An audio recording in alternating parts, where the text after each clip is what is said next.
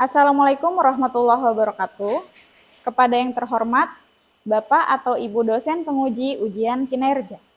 Perkenalkan, nama saya Ulfa Sugiyarti SM, mahasiswa PPG Guru Tertentu tahap 3 periode 4 tahun 2025. Program Studi Manajemen Perkantoran dan Layanan Bisnis di LPTK Universitas Negeri Jakarta dengan NIM 203972530250. Pada hari Senin 10 November 2025, saya akan melaksanakan praktik pembelajaran dalam rangka penilaian uji kinerja di SMK Yapia Parung dengan materi macam-macam jenis sistem kearsipan. Demikian perkenalan saya, sekian dan terima kasih. Wassalamualaikum warahmatullahi wabarakatuh. Kepada Bapak atau Ibu dosen penguji, selamat menyaksikan. Assalamualaikum warahmatullahi wabarakatuh. Waalaikumsalam. Semangat pagi semuanya. Pagi. Masih semangat ya? Masih. Oke. Sebelumnya bagaimana kabarnya hari ini? Baik. Oke. Kurang kompak. Harusnya gimana sih jawabnya? Alhamdulillah. Luar biasa. Allah. Pakai gerakan. Bisa ya? Bisa. Bagaimana kabarnya hari ini? Alhamdulillah. Luar biasa. Allah. Good. Sebelum mulai pembelajaran, saya mau nanya dulu nih, perasaan kalian bagaimana hari ini? Senang? Happy?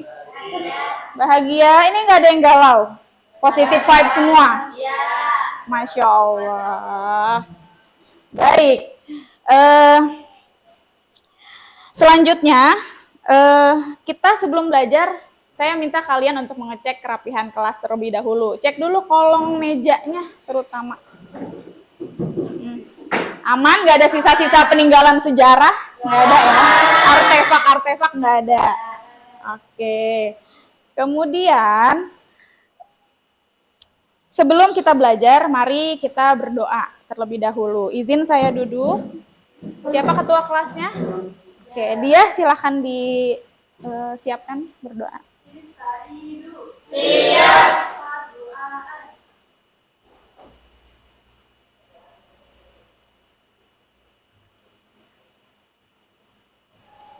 Assalamualaikum warahmatullahi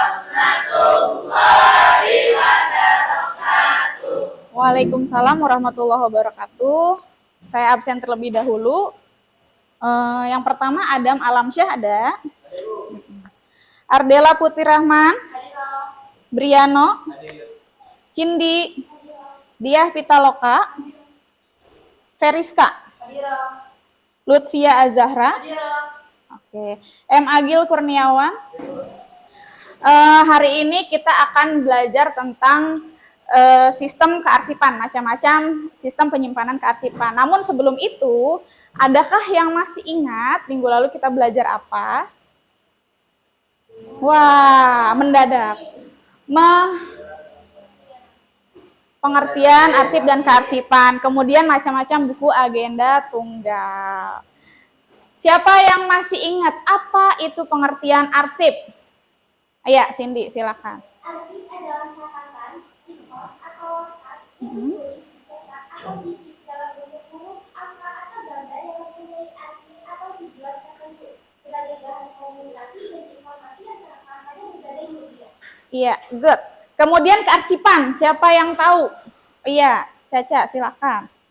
Pengertian kearsipan adalah suatu proses mulai dari penciptaan, penerimaan, pengumpulan, pengaturan, pengendalian, pemeliharaan, perawatan, hingga penyimpanan arsip atau archive menurut sistem. Iya, itu pengertian arsip dan kearsipan. Kemudian buku agenda, kita sudah belajar tentang buku agenda, yang mana ada berapa? Siapa yang bisa jawab? Ya, ada 3, apa aja? Boleh disebutkan?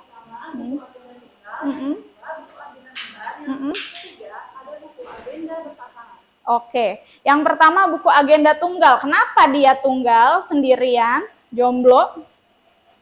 Jomblo, ada di sini yang jomblo? Oh, semua punya couple. Oke, nggak usah dibahas.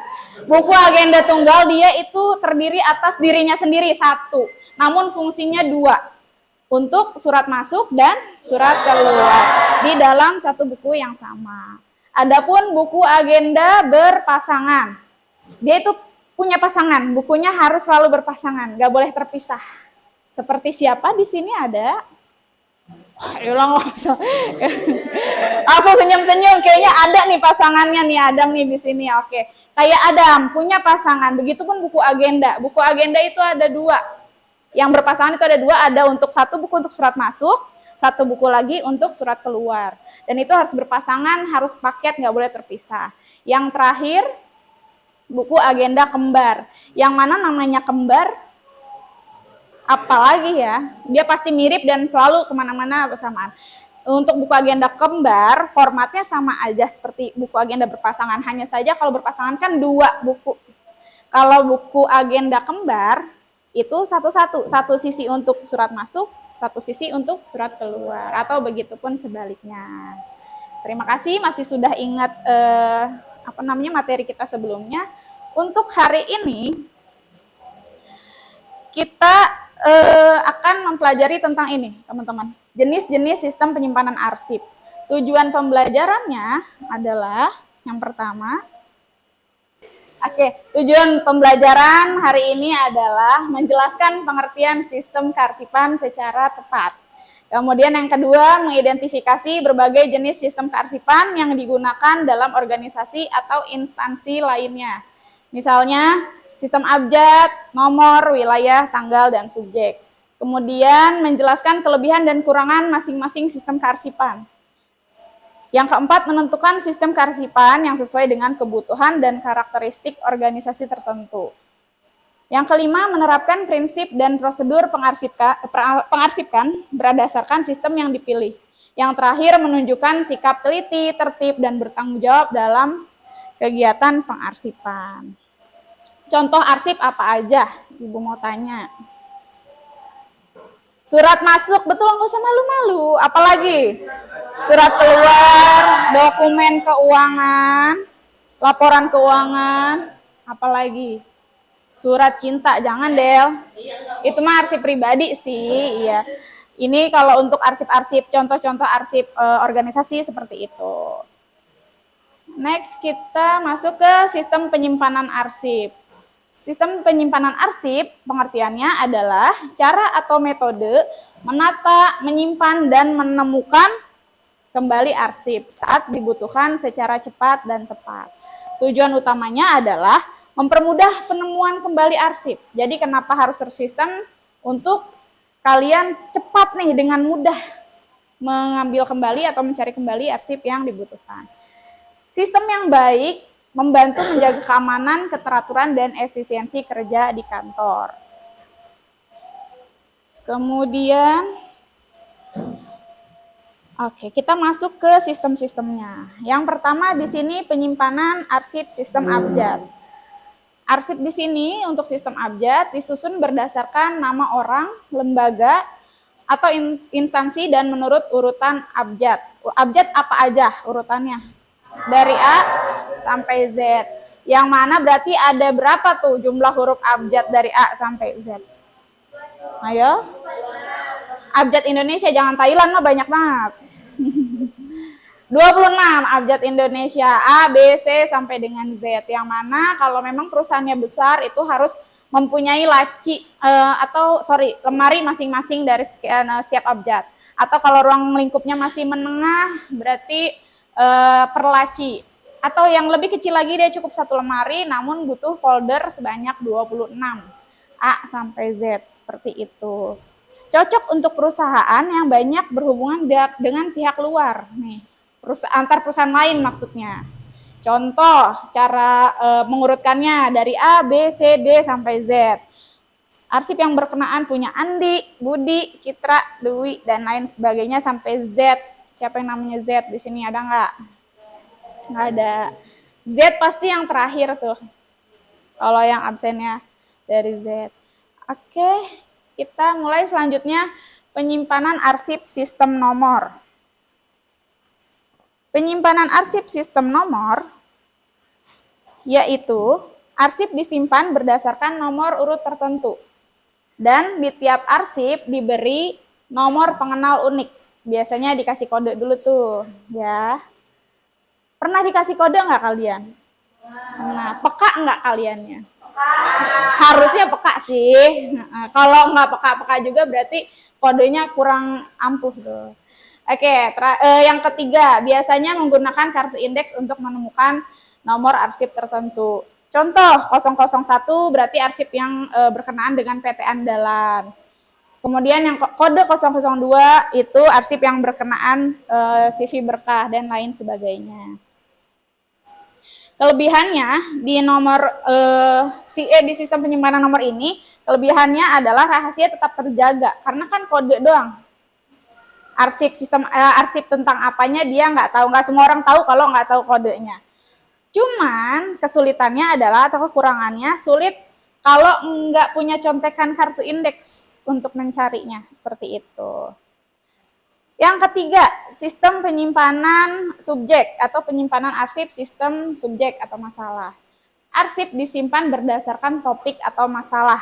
Biasanya perusahaan udah punya tuh pakem-pakem masalah atau perihal apa aja yang akan mereka arsip berdasarkan kelompoknya. Seperti itu. Ini cocok untuk organisasi dengan berbagai bidang kerja. Contoh klasifikasinya misalnya masalah keuangan, masalah personalia, produksi atau pemasaran. Ini selain di instansi juga bisa diterapkan di rumah kalian masing-masing, teman-teman. Arsip pribadi kalian masing-masing. Punya arsip pribadi nggak di rumah? Ya. Apa tuh? Ijazah, foto keluarga, akte. Ayo jangan malu-malu, bener semua pasti. Hah? Makanan? Oh, surat lamaran. Emang udah bikin? Oh, surat tanah. Udah punya surat tanah sendiri kamu?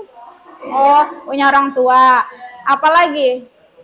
Surat rumah. STNK juga arsip. BPKB bener. Apa Dam? Adam punya nggak Dam? Apa ya? Arsip. Rapot, betul. Bagaimana tuh kalau cara pengaplikasian sistem ini di rumah masing-masing?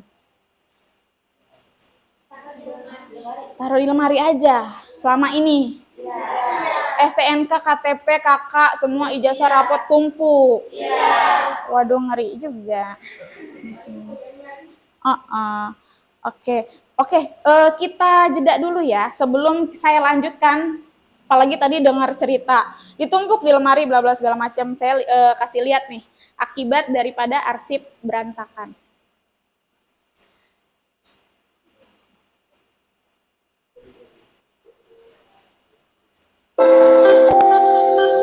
Minta dipegang Raffi lagi ini dia. Aduh, malu-malu ini laptopnya. Sebentar. Sebelum Raffi kesini, saya akalin dulu sendiri. Gak usah Raffi, gak usah repot-repot dulu. Nanti kalau saya butuhkan, tapi minta tolong ya Raffi ya. Oke, mari kita ulang. Akibat arsip berantakan. Bisa kan Raffi? Silakan.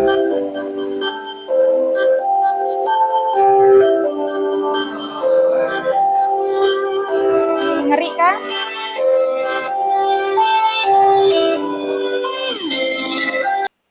Oke, begitu contoh klasifikasinya. Ada keuangan, dia keuangan sendiri, foldernya, personalia, produksi, dan pemasaran. Semua surat atau arsip yang berkenaan dengan masalah-masalah tersebut dikelompokkan sesuai masalahnya yang sama masing-masing. Kelebihannya adalah mudah digunakan sesuai topik. Perusahaan apapun, ruang lingkupnya kecil maupun besar, cocok menggunakan ini. Bahkan di rumah pun tadi, yang mau naruh arsip pribadi, cocok juga pakai berdasarkan ini. Oh, ini rapot dari SD, SMP, SMK ditaruh di sini. Oh, ini ijazah SD, SMK, SMP, SD, SMP, SMK seperti itu dan lain sebagainya. Jadi ini cocok untuk dimanapun. Kekurangannya, penentuan kategori kadang membingungkan. Kadang arsip-arsip yang udah kita sesuaikan dengan masalahnya sendiri, kita lupa naruhnya yang di sebelah mana. saking lamanya bersemayam di lemari arsip atau di lemari. Kalian silahkan klasifikasi arsip, surat masuk atau surat keluar. Di sini ada 6 surat masuk dan surat keluar. Silahkan tulis ke dalam buku agenda tunggal. Yang kemarin juga sudah kita pelajari buku agenda tunggal tersebut. Per kelompok saja. Ini daftar klasifikasinya, ini buku agendanya, kemudian ini LKPD-nya. Kemudian dari yang barusan saya paparkan tadi, silahkan kalian analisis ya. Kan sudah saya sebutkan juga tuh tadi, silahkan kalian coba rangkum lagi. Apa sih kelebihan dan kekurangan dari masing-masing sistem penyimpanan kearsipan. Silahkan kelompok 3, ini LKPD-nya.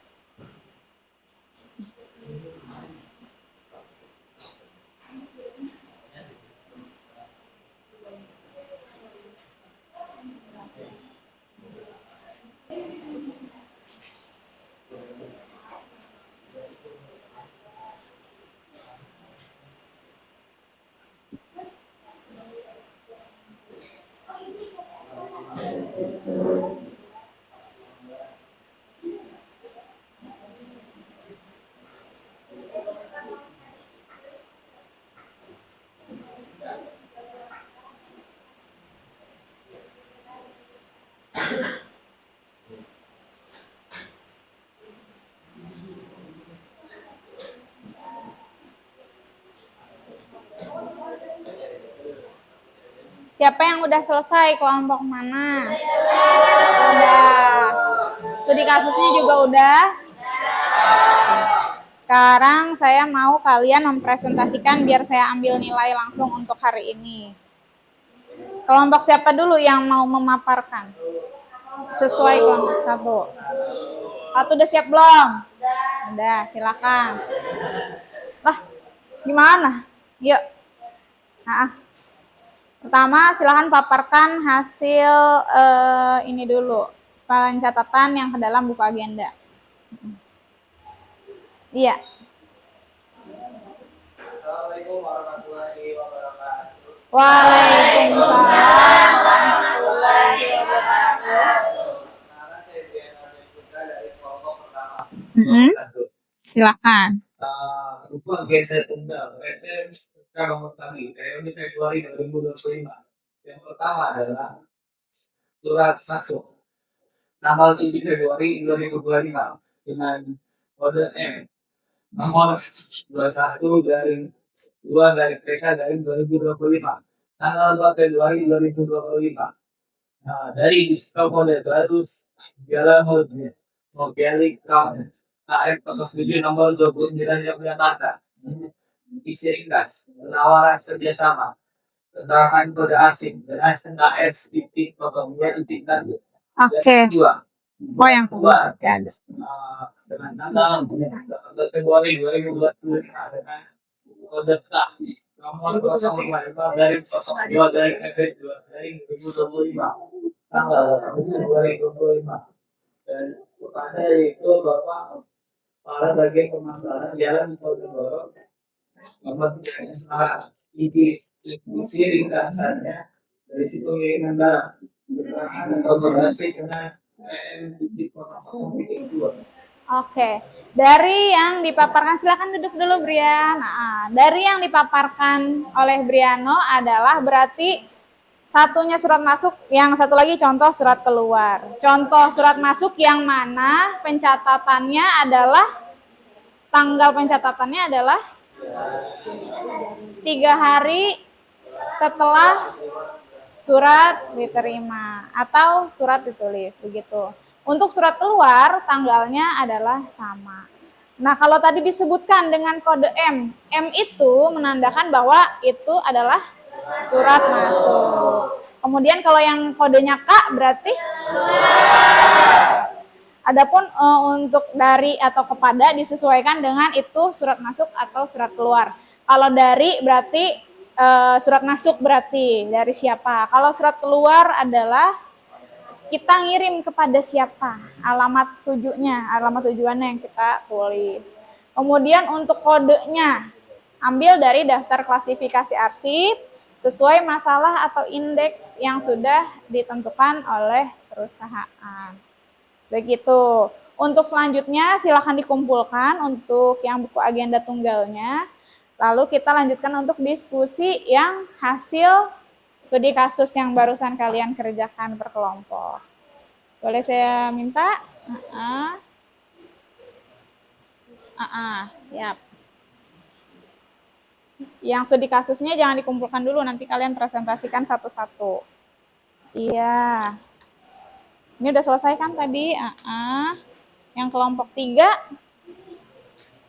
kalian hasil studi kasusnya jangan dikumpulin dulu. Iya. Mana ada? Nanti saya mau dengar penjelasan kalian masing-masing. Kelompok tadi kalau udah mulai dari sini, sekarang kelompok 4 dulu deh yang memaparkan hasil studi kasusnya. Dari kelima sistem penyimpanan arsip yang sudah kita pelajari hari ini, yang mau kalian analisis sistem apa aja? Sistem wilayah. Boleh diri dia? Iya, silakan. Sistem wilayah.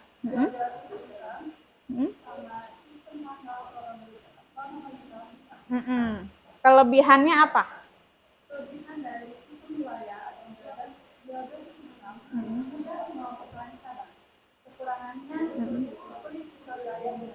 Oke, kemudian yang kedua, sistem. Boleh di Agil bantu jawab, silakan. Silakan berdiri Agil. Yang kelemahan sama kekurangan dan kelebihan dari sistem tanggal atau chronological filing system.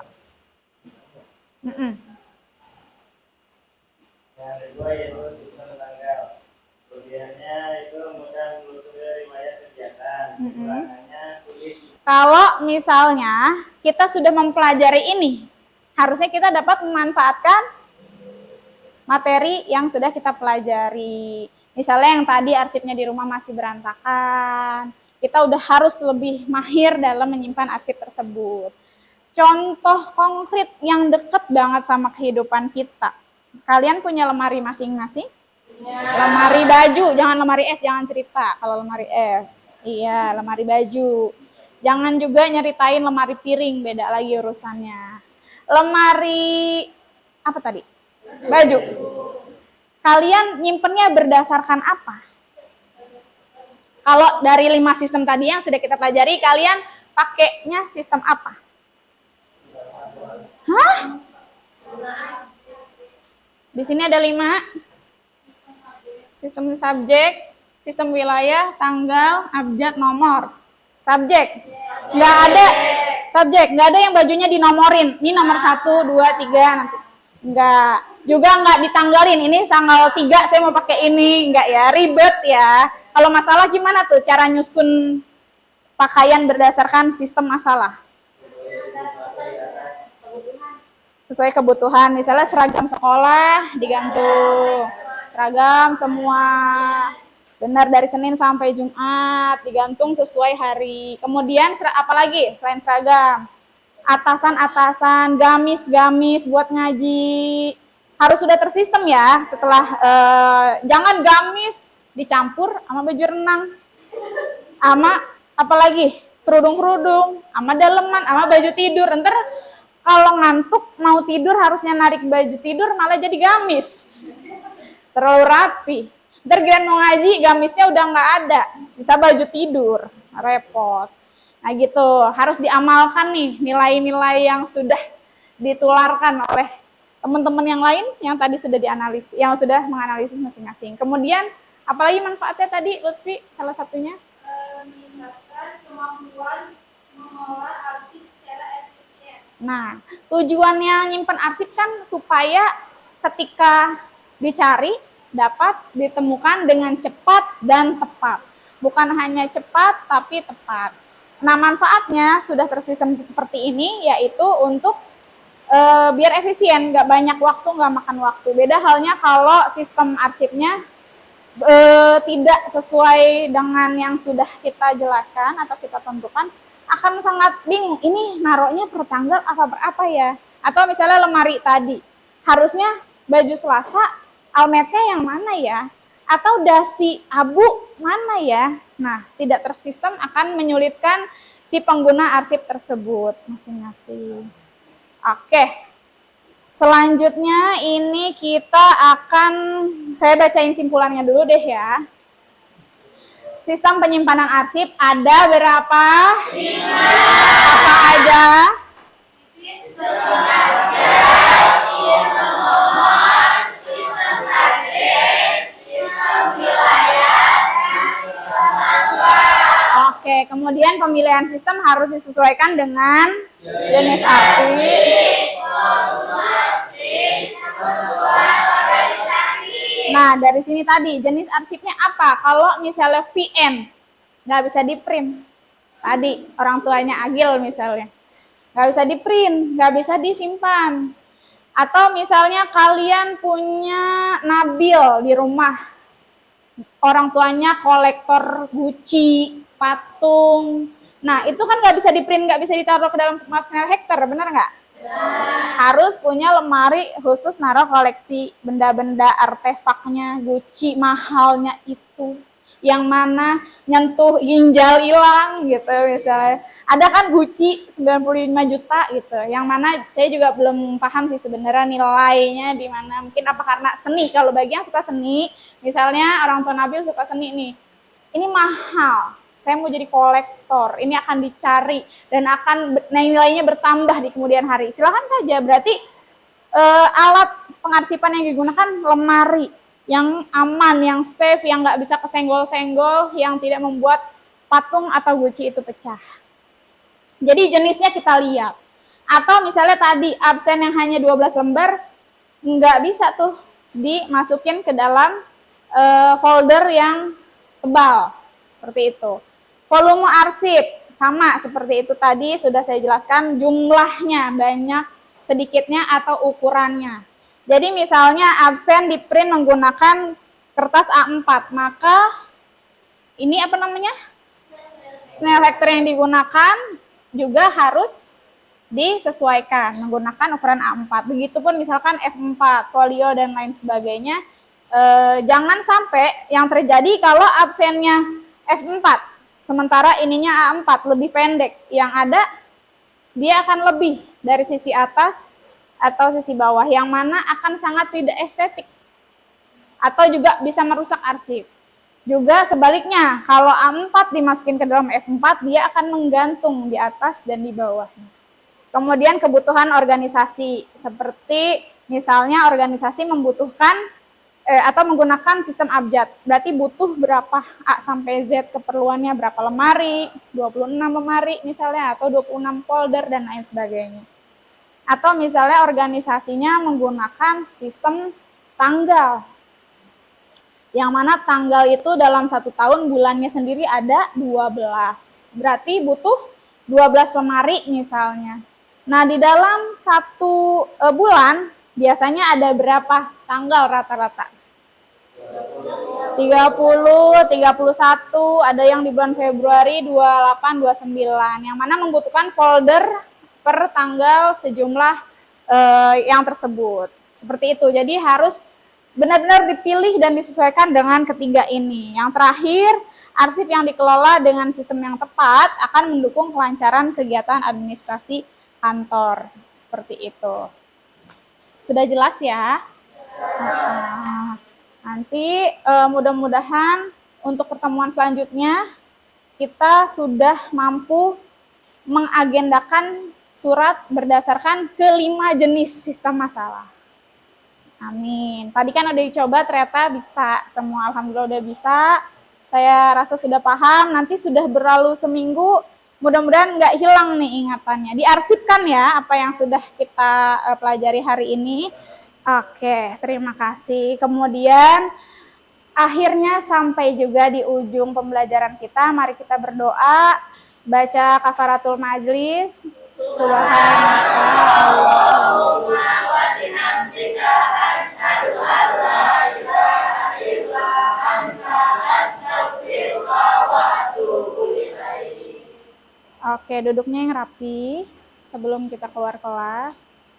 Sebelum kalian keluar kelas, saya izin pamit. Terima kasih. Akhirul kalam. Wabillahi taufiq wal hidayah. Wassalamualaikum warahmatullahi wabarakatuh. Waalaikumsalam.